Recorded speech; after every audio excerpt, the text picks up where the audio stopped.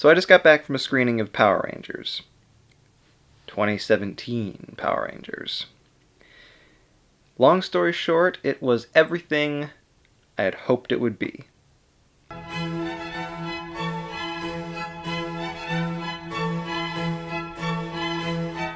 Do you really need a plot synopsis?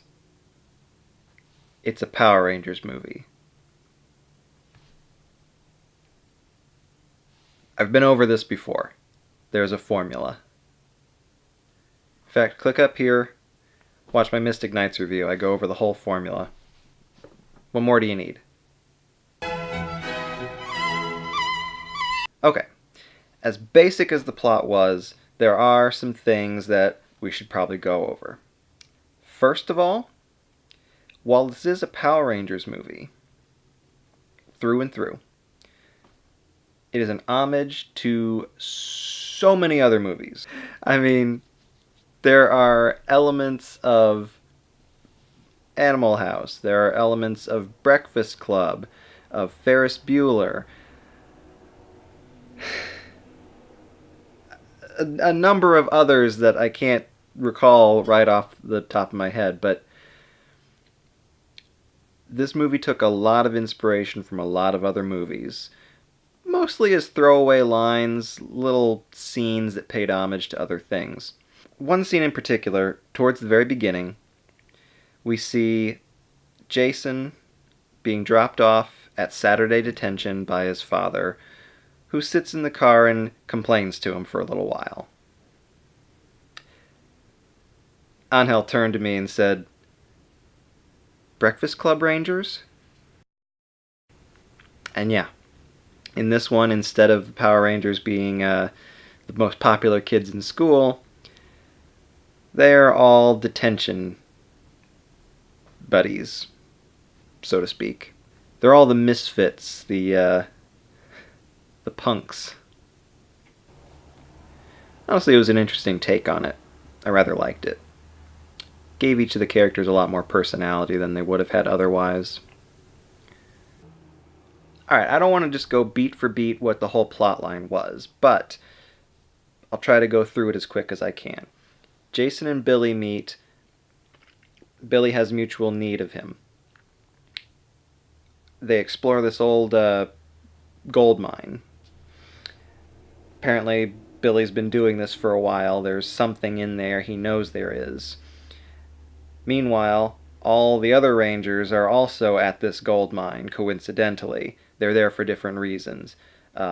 Zach has been staying there because he doesn't like staying at home at night. Trini's been there because she likes to go out, climb the trails, and meditate. Kimberly's out there because reasons. She was swimming for whatever purpose.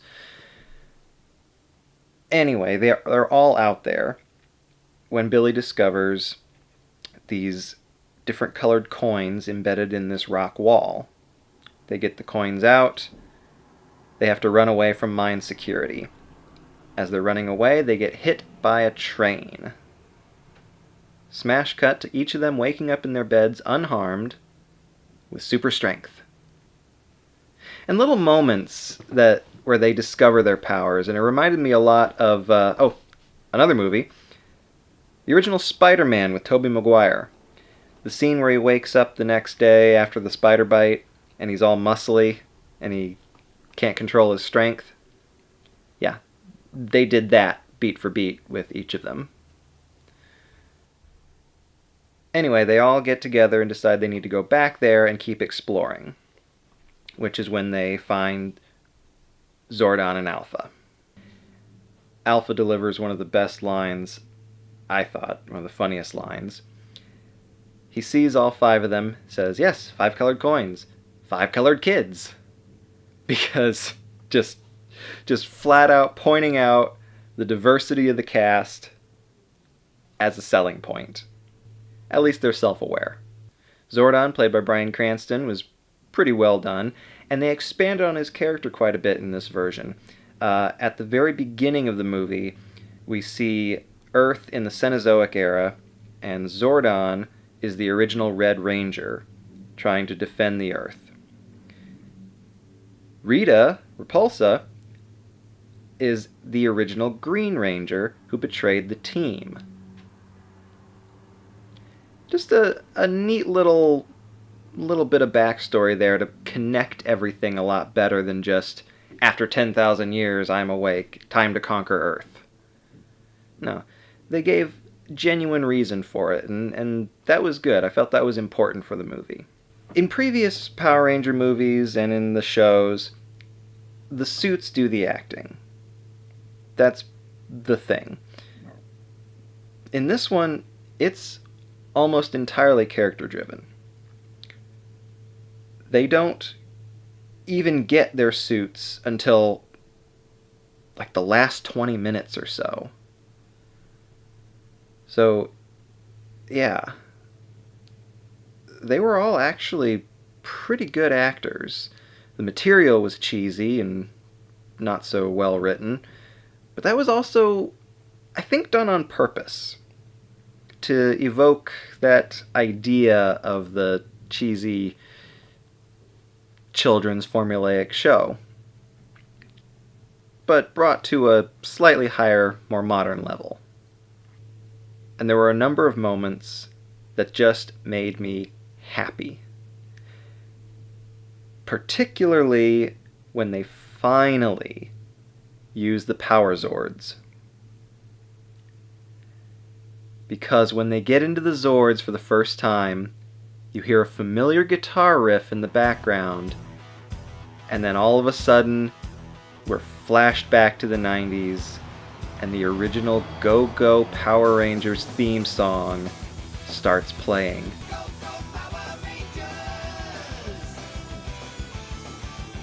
I was grinning from ear to ear. A few of us actually started clapping at that point. We were happy. I feel like some of the people in the audience might have been annoyed with us. Kami whooped and applauded when the Megazord was formed. Because how can you not? How can you not? I wish Goldar were in it. He's not in it. Instead, the Goldar, and they call him Goldar, is literally a golem made out of gold. Rita Repulsa summons all the gold out of the earth, and it coagulates together and forms a giant winged creature. No blue face, no decals, just a giant golden golem that she uses to destroy buildings and dig through the earth to find the MacGuffin was the Zeo crystal, which is the source of all life on the planet. You remove the Zeo crystal from the earth, everyone dies. One other thing I liked. This movie took advantage of its PG-13 rating. It genuinely pushed the limits of what a PG-13 could be in terms of violence, in terms of language. It's like PG-13 movies are given so many swears they're allowed to use. They used all of them. And while violence is not so direct, it is implied in several instances that Rita full-on kills people. There's at least 3 or 4 people who flat out died in this movie. That doesn't happen in PG. That doesn't happen in Power Rangers. People don't die in Power Rangers. But in 2017 Power Rangers they do. This movie is quite literally everything I expected it to be, and I was not disappointed. Is it going to win any awards? Hell no. Is it even going to do that well in the box office? I honestly don't know. I went opening night and there was hardly anyone there. They set up for a sequel, so we'll see if that happens. But generally speaking, if you're anything like me, if you have any of these in your home, go see it. This is a straightforward popcorn movie where the only thing you should judge it on is how much fun you had while watching it. And I can honestly say there was not one moment in this movie where I genuinely felt bored. It's the kind of movie that I feel only a very specific generation of people are going to enjoy. Younger kids today may still enjoy it, but not for the same reasons that we will. And anyone older than us, I can't see enjoying it at all. Ultimately, it's your decision, but if you ever enjoyed the Power Rangers as a kid, you will not be disappointed by this movie. Take it from Goldar.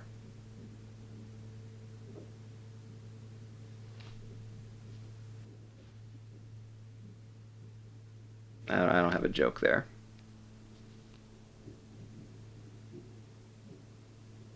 Bye.